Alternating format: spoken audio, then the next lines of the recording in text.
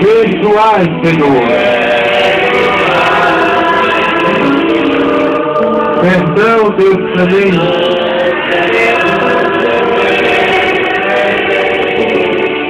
Perdoai, Senhor. Jesus vive é o Senhor. Quaresma, o tempo que nós estamos iniciando nesta quarta-feira de cinza, 40 dias para que nós, cristãos, filhos de Deus, tenhamos tempo suficiente para voltarmos ao Senhor.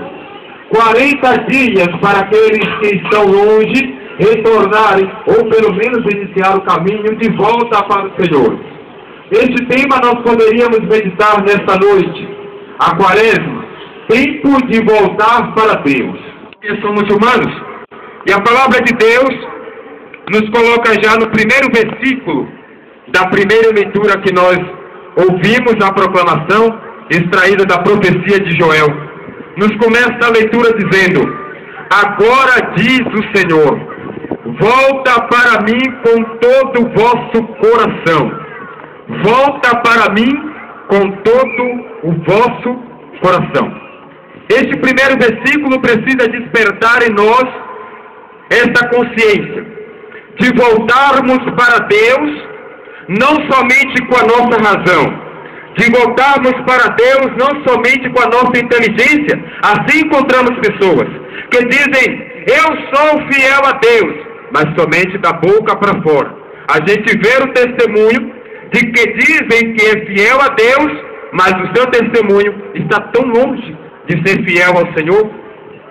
Para que haja uma verdadeira mudança de vida, não basta apenas voltar para o Senhor com a nossa inteligência.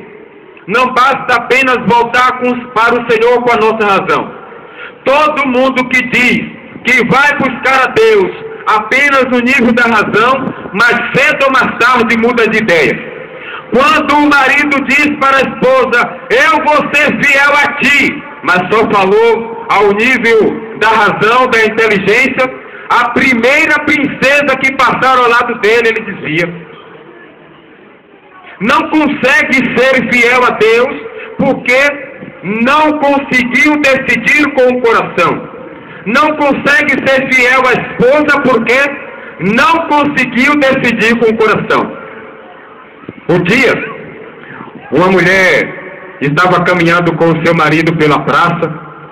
Eu acho que foi por aqui, pelo BTN2, eu ouvi dizer. Se não foi por aqui, foi lá pelo centro de Paulo Afonso. Estava caminhando com o seu marido, de mãos dadas, porque assim, né, que se anda com o marido. Mas tem mulher porque vai na frente, o marido vai lá atrás. Diz que é marido, mas na verdade não vai junto.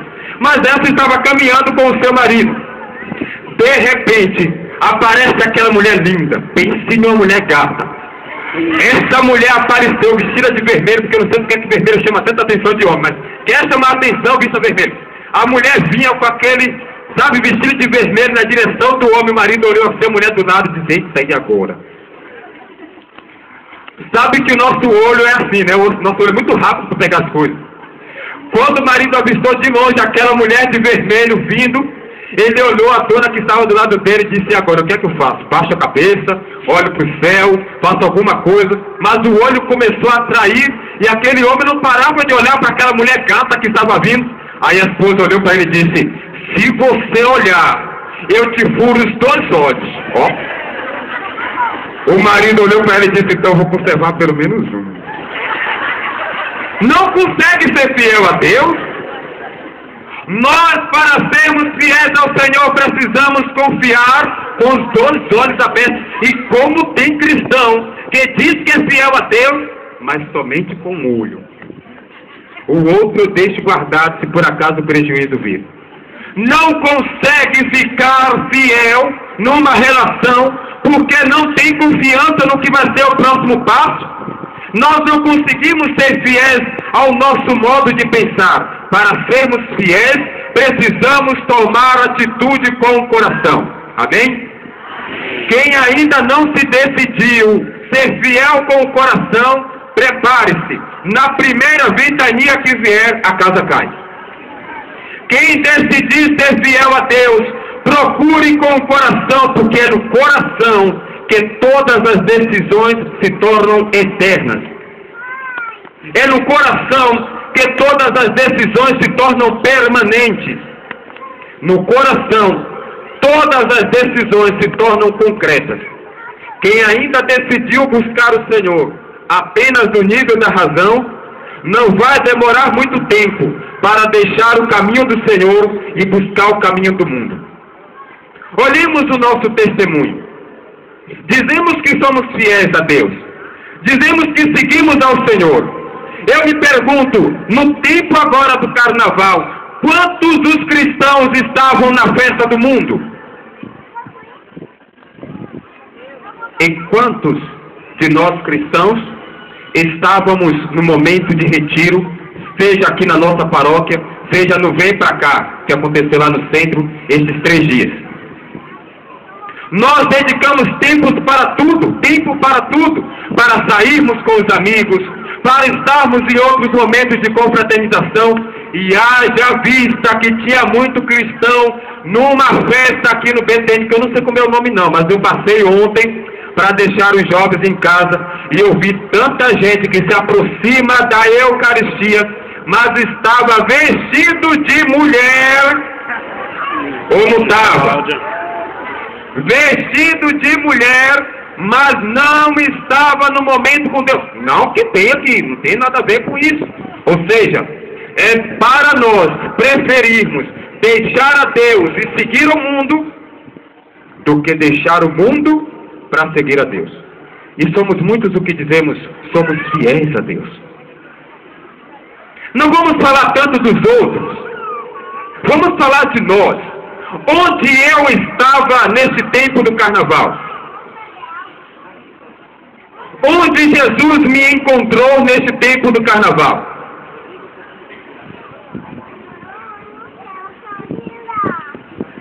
Porque muitas vezes falar dos outros, eu citei os outros porque eu vi de passagem. E nem quis ficar para gravar o nome, para Deus não deixa. É melhor que não sabe o nome, mas eu sei que eram cristãos. Sabe por quê? Porque quem é protestante, os evangélicos, não entra nisso não. Eles mesmos dizem, a minha religião não permite, a minha igreja não permite, mas onde tem uma festa mundana, está assim de cristão e católico. Por quê?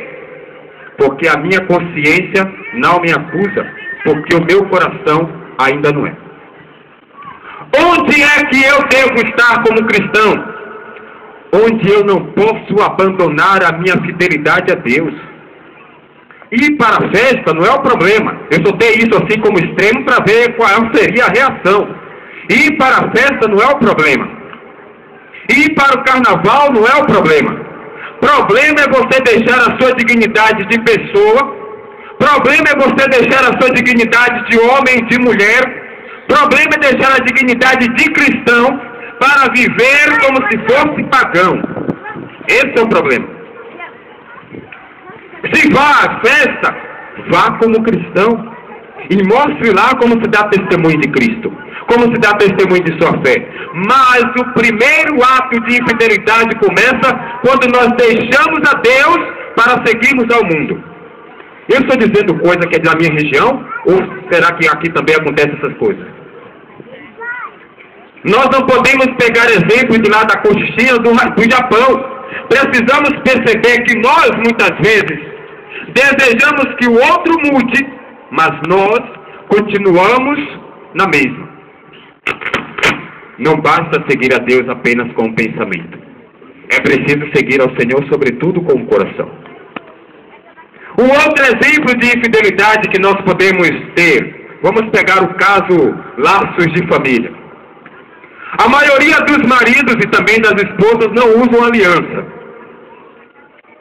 Alguns dizem que porque perdeu a aliança, porque a aliança caiu no balde do lixo, a aliança caiu no vaso do banheiro, aí estava trabalhando e aí a aliança quebrou. Mas todo mundo coloca uma desculpa diferente para não usar aliança. Mas é porque eu engordei demais, e aí não deu para ficar aliança no dedo. Como é que eu identifico o cristão, o marido ou a esposa infiel? Geralmente é o marido, que a esposa ainda tem um pouco de vergonha para fazer isso. O marido não tem não, o marido faz mesmo. Vai para a festa e tira a aliança do dedo e coloca no bolso. Para quê? Para que todo mundo olhe para mim como um solteiro. Eu não preciso trair a minha esposa com outra mulher. Só o fato de tirar a aliança do dedo já me fez cometer o pecado de infidelidade. Eu não permiti que as pessoas vissem em mim um homem consagrado a Deus por meio da minha esposa. Outras pessoas perguntam: você é casado? Eu não. Sou casado não. E o que é que você tem em casa? Eu tenho uma companheira. Não é esposa, é só uma companheira. Quando anda na rua, é melhor andar separado para que ninguém diga que nós somos casados. Ato de infidelidade. Mas todos queremos buscar o mesmo Deus e dizemos com o coração. Voltar para o Senhor com o coração é um desafio maior para nós que somos cristãos, porque identificamos o cristão por aquilo que ele pensa, por aquilo que ele fala e, sobretudo, por aquilo que ele faz. O Senhor exige de nós, cristãos, que tomemos uma nova atitude de vida a partir do nosso pensamento. Atenção! Basta que, para sermos cristãos, vigiemos os nossos pensamentos quando estamos sozinhos. O que é que você tem pensado quando você está sozinho? Diz o santo da igreja que mente vazia é casa do inimigo. Quando eu estou sozinho, o que é que eu tenho guardado no meu pensamento? Às vezes as pessoas vêm se confessar e dizem assim: padre, eu pequei por pensamentos. Quais? Quais pensamentos não são cabíveis para um cristão? Algumas pessoas conservam no pensamento, nos pensamentos, mentiras, fofocas, críticas. Estão olhando para a sua cara e deixam aquele dente grandão se soltar. Mas, por dentro, os pensamentos estão murmurando. Olha para você e diz: mulher, como você está bonita. Depois que você passa de jaburu. É ou não é? E somos cristãos que queremos e buscamos a Deus, mas os nossos pensamentos nos contradizem.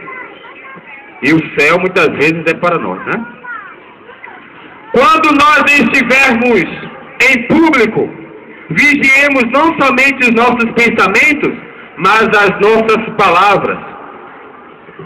Como nós pecamos pela língua. Nosso Senhor chegou a dizer um dia: se teu olho direito te leva a pecar, arranca e joga fora.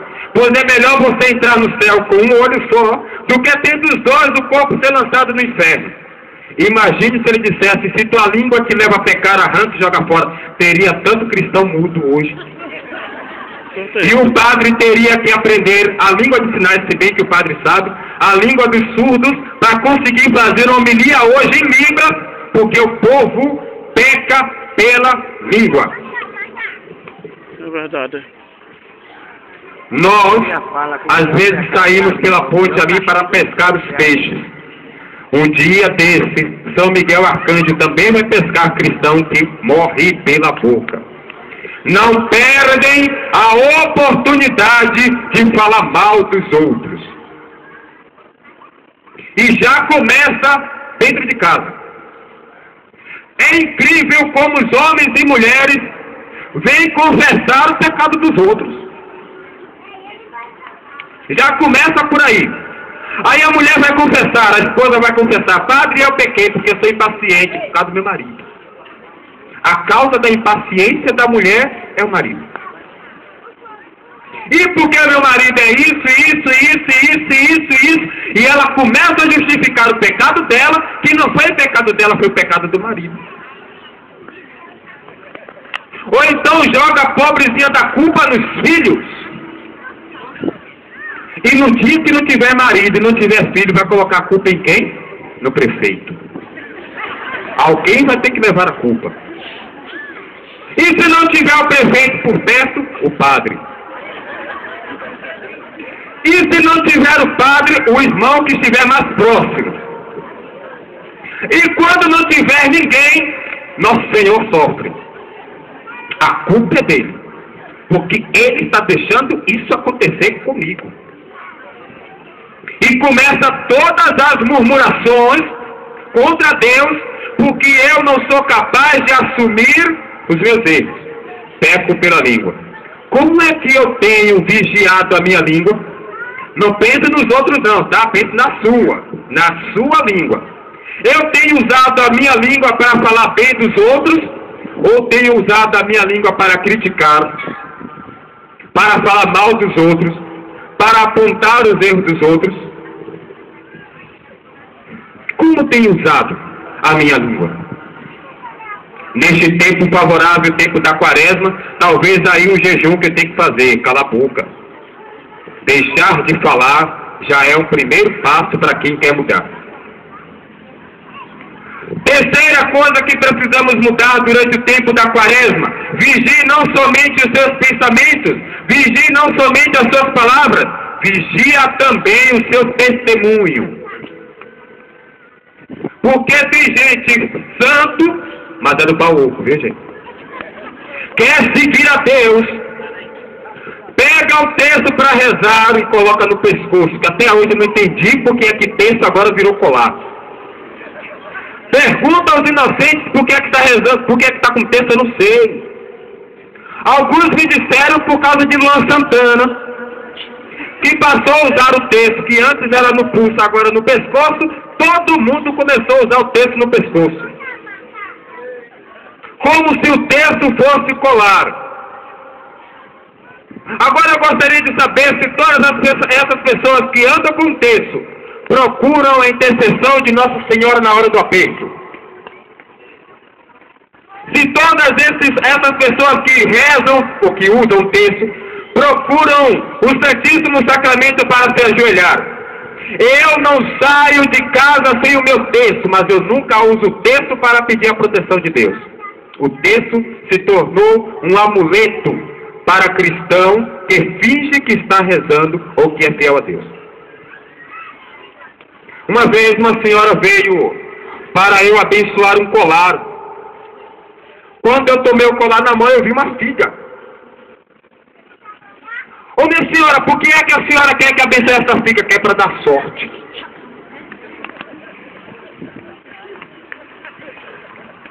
O que é que nós estamos dizendo com isso?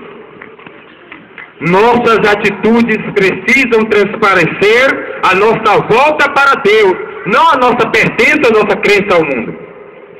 Quando nós estivermos sozinhos, precisamos vigiar o quê? Deus do céu, por já esqueceu. Vigiar os nossos? Só porque alguém gritou daqui, ó. Quando nós estivermos em público, precisamos vigiar o quê? Vigiar a língua. Muito bem, vigiar as palavras. E quando nós estivermos em família, precisamos vigiar o nosso testemunho. Observemos que as primeiras pessoas que são afastadas de Deus são as pessoas de nossa casa. Quantos de nós estamos aqui, a família toda? Alguns conseguiram trazer, né? Louvado seja Deus. Mas tem outros que não conseguem trazer os membros da família. Por quê? Porque talvez o nosso testemunho não tenha mostrado dentro de casa que nós pertencemos unicamente a Deus. Saímos de casa para ir buscarmos a Deus, mas não levamos Deus para a nossa casa. Nossas atitudes mostram dentro da igreja que nós cremos e professamos nele. Mas em família, nós somos os primeiros a pisar os outros. Somos os primeiros a humilhar os outros. Somos os primeiros a exigir a mudança dos outros. Mas nós ainda não mudamos para Deus. Se estamos em família, vigiemos o nosso testemunho. Se estamos em público, vigiemos as nossas palavras. Se estamos sozinhos, vigiemos sobretudo, meus irmãos, os nossos pensamentos. Pois os nossos pensamentos mostram para nós que nós pertencemos a Deus. Ou podemos pertencer também ao inimigo. Depende daquilo que nós pensamos. Mudemos não somente com os pensamentos, não somente com as palavras. Mudemos, sobretudo, com o nosso coração. E nós ainda poderíamos dizer, para ir findando esta pregação, para ir finalizando esta pregação, quais gestos concretos precisamos ter para marcar a nossa volta para Deus? 4 gestos concretos vamos meditar durante esse tempo da quaresma. Gravando aí. Primeira postura que devemos ter durante esse tempo quaresmal, para voltarmos com o Senhor, para o Senhor com o nosso coração: abnegação. Vamos repetir? O que significa isso? Significa abrir mão. Se eu digo que amo o Senhor, mas eu não sou capaz de abrir mão de nada, ainda que eu diga que amo, o meu amor não é verdadeiro, é só da boca para fora.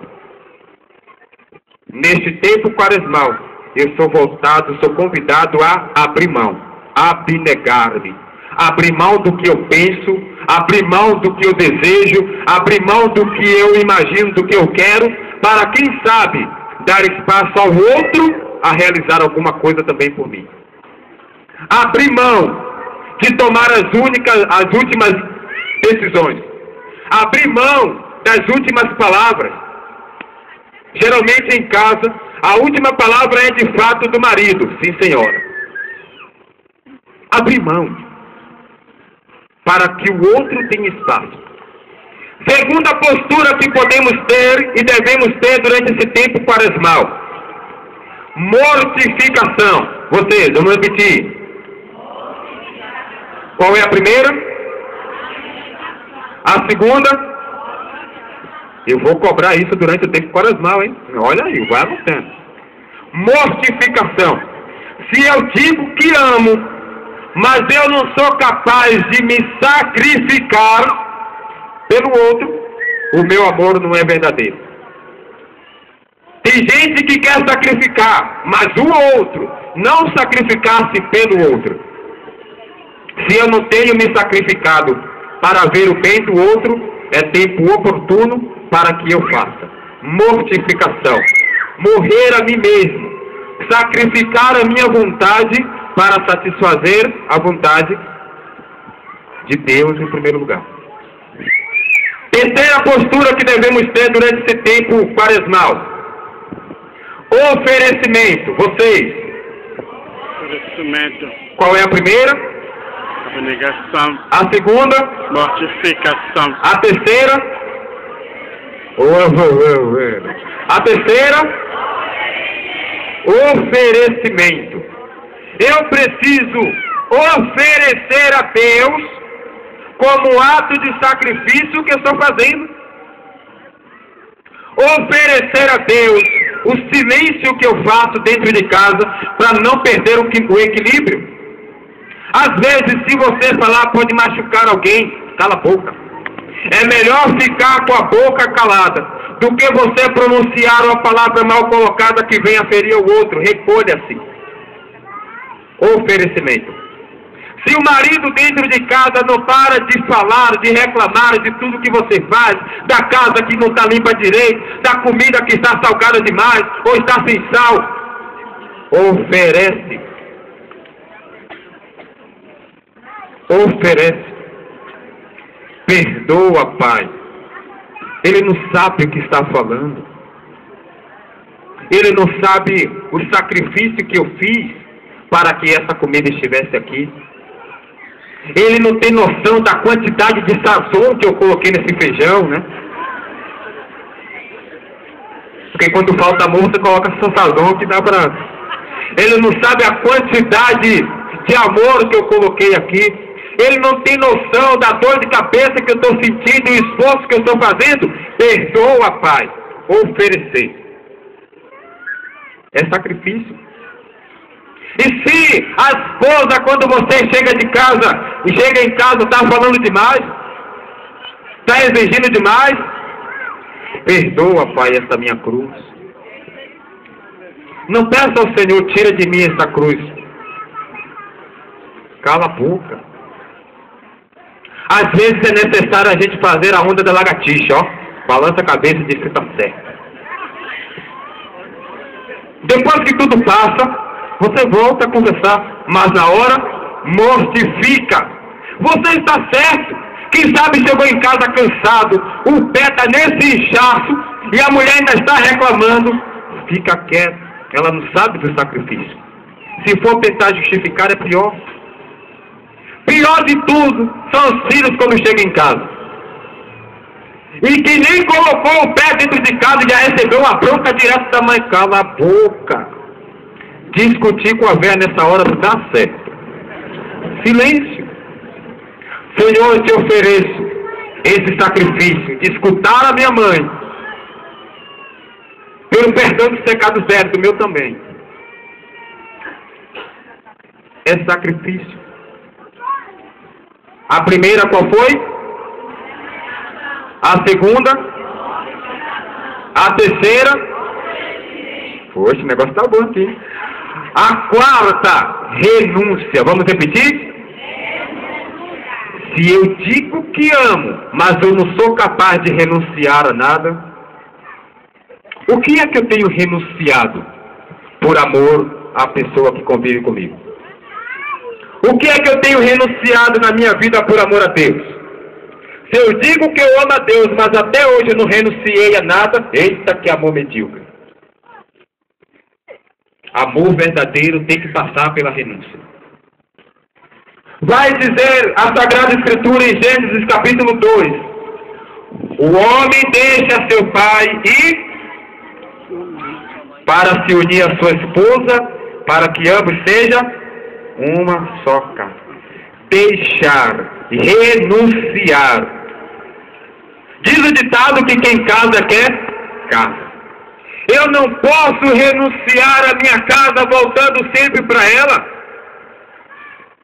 Muitas vezes nós queremos seguir a Deus, mas com o pé atrás. Se não der certo, eu volto. E é por causa disso que nós não renunciamos aos laços indignos de Deus. Começamos a namorar de qualquer maneira. Namorar não, ficar. Porque namorar é mais complicado. Ficar não tem compromisso. E por causa do vou ficando, a gente começa uma vida de namoridos. Não é nem namorado nem marido, é tudo junto ao mesmo tempo. A gente vai ficando aos poucos. Aí vai começando, ele vai para casa da namorada e lá para as moradias. E vai, de repente, engravida a pobrezinha e pronto, agora vai ter que cuidar. E eu tenho uma família. E você vai começando a vida de qualquer maneira, sem renunciar à vida que tinha antes. Porque no dia que não der certo, vai cada um para o seu lado. É preferível para nós, cristãos, que estamos aqui muitas vezes, renunciar ao matrimônio para seguir o casamento somente no civil, ou ficar amaziado de trapos juntos como queira, do que renunciar ao modo do mundo de constituir família e escolher o modo de Deus. Eu não gostaria de perguntar quantas pessoas amaziadas tem aqui, porque eu tenho medo de ser a maioria. Tenho medo e tenho vergonha se todo mundo levantar a mão. Deus queira que isso não aconteça. E por que eu não me comprometo? Porque eu tenho medo de mudar. E quem tem medo de mudar nunca será fiel. Para que eu possa encontrar o Senhor, eu preciso mudar não com os pensamentos apenas, eu preciso mudar com o coração. E se eu até hoje não tenho mudado, 40 dias Deus tem me proposto para que eu comece a mudança. Se eu ainda não tenho mudado, devo começar a partir de hoje a mudança. E se eu já tenho mudado, devo intensificar aquilo que ainda não mudei. Mas Deus precisa renovar a cada um de nós, a partir de hoje, neste tempo propício, neste tempo favorável, que é o tempo da mudança. Não rasguemos as nossas vestes, dizia a primeira leitura. Rasguemos o nosso coração. Voltemos para o Senhor com atitudes concretas. E este tempo é o tempo propício para isso. Peçamos ao Senhor que nos renove inteiramente, que nos dê um coração próprio a Ele, um coração digno dEle, um coração que vai para o céu. Conheço um coração tão manso, humilde e sereno, que louva ao Pai por revelar seu nome ao pequeno, que tem o dom de amar, que sabe perdoar, que deu a vida para nos salvar.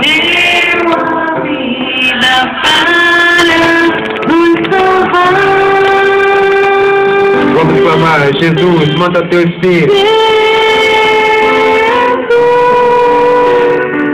Manda teu Espírito para transformar meu coração.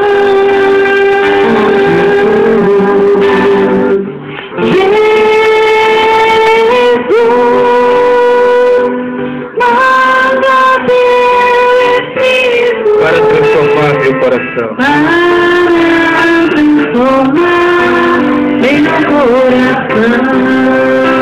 Vamos cantar. Às vezes no meu peito. Às vezes no meu peito bate um coração de pedra. Aguardo frio sem vida. Aguardo frio sem vida.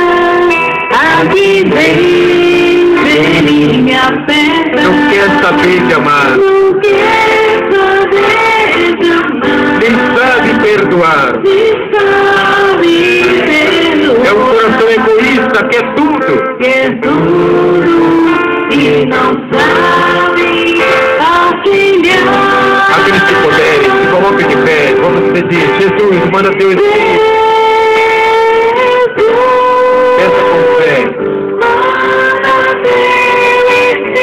Para transformar meu coração. Para transformar meu coração.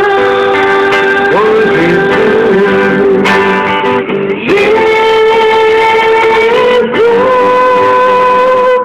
Manda teu Espírito para transformar meu coração. Eu gostaria que você fizesse esse exame de consciência neste momento. O que é que preciso mudar na minha vida para que meu coração seja semelhante ao coração de Jesus? O que é que o Espírito Santo precisa mudar a partir de hoje? O que é que mais me custa mudar? Peça a Jesus você neste momento. Suplica ao Senhor a tua mudança.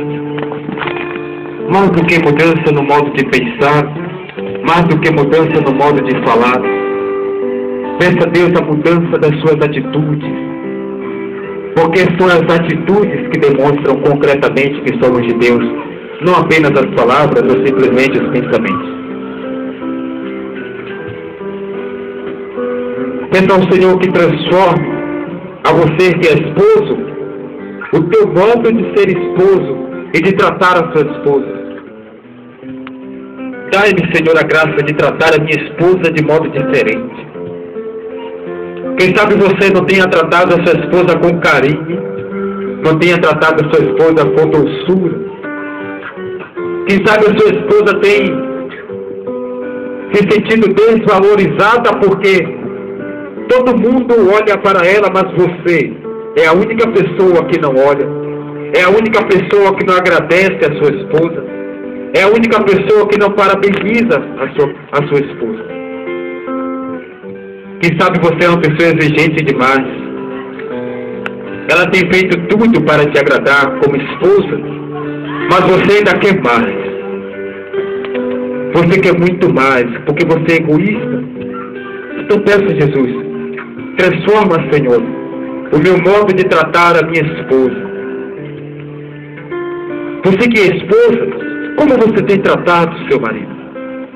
O seu esposo? Será que você não tem exigido demais, cobrado demais? Será que você não tem se distanciado dele?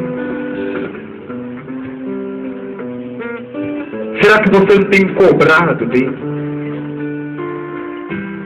Como tem você se comportado diante do seu esposo, que é um presente de Deus para você?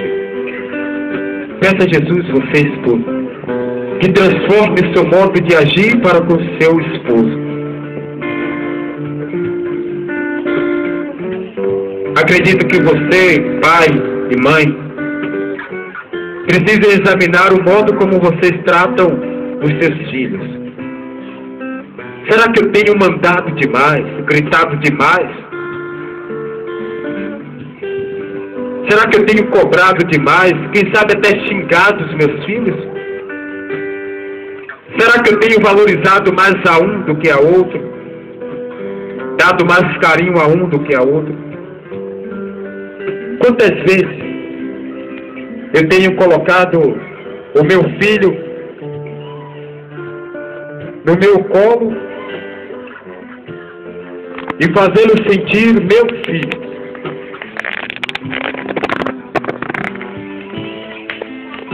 Talvez o seu filho tenha saído demais, tenha buscado outras amizades, tenha andado com amizades mundanas. Talvez o seu filho esteja se perdendo no mundo. E quando retorna para casa, será que você não tem visto um mundano, um pagão, ao invés de chegar o filho? Pedir, Jesus, perdoa-me por eu ter visto o meu filho ou a minha filha com olhos apenas humanos. Não ter valorizado a cada um como filho, como herdeiro, como membro da família. Tenho tratado como se fosse qualquer pessoa. Como tem você, pai? Como tem você, mãe, tratado seu filho? Você que é filho, você que é filha, como você tem se comportado perante seus pais e em família? Não teria você exigido demais dos seus pais que te dessem o que eles não poderiam te dar? Não tem você comparado seus pais aos outros pais, porque os outros dão aos seus filhos o que seus pais talvez não te dão? Quantas vezes você que é filho tem buscado o colo do seu pai? Talvez tenha dito, meu pai está longe de mim, minha mãe não olha para mim, mas você mesmo não tem procurado. Está esperando o primeiro passo dele. Tem reclamado demais, tem mentido para seus pais, tem jogado na cara deles o que ninguém jogaria.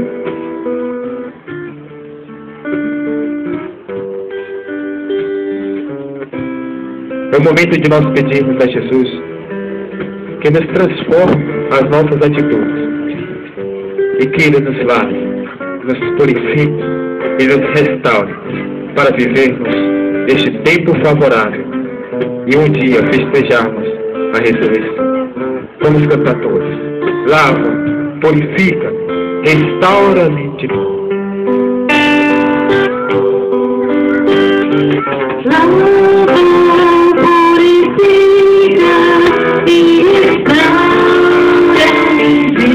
Serás o nosso Deus. Serás o nosso Deus, e nós seremos o teu povo. Derrama sobre nós a água do amor, o Espírito de Deus. O Espírito de Deus, Vamos falar com fé. Jesus, manda teu Espírito.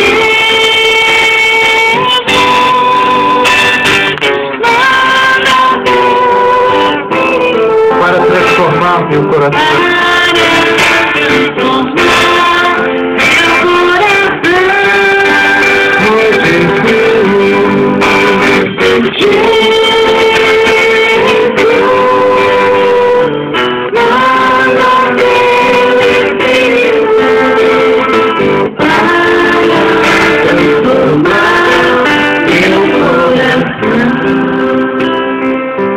E nós vamos neste momento proceder com o rito das cinzas.